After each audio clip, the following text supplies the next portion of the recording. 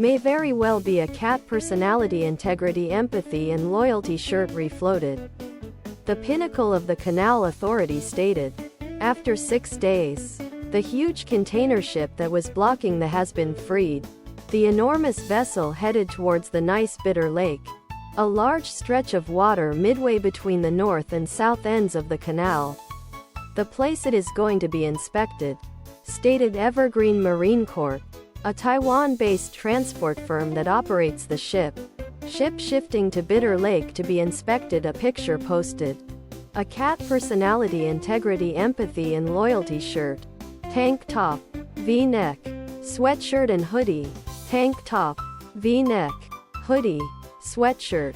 To a cat personality, integrity, empathy, and loyalty shirt. Instagram by a consumer on one other Ready cargo ship appeared to indicate the Ever Given wedged throughout the canal as proven in satellite TV for PC photos and information.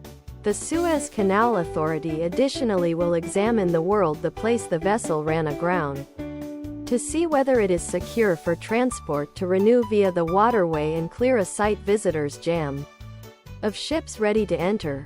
An aerial view was taken on March 27, 2021, from the porthole. Other products.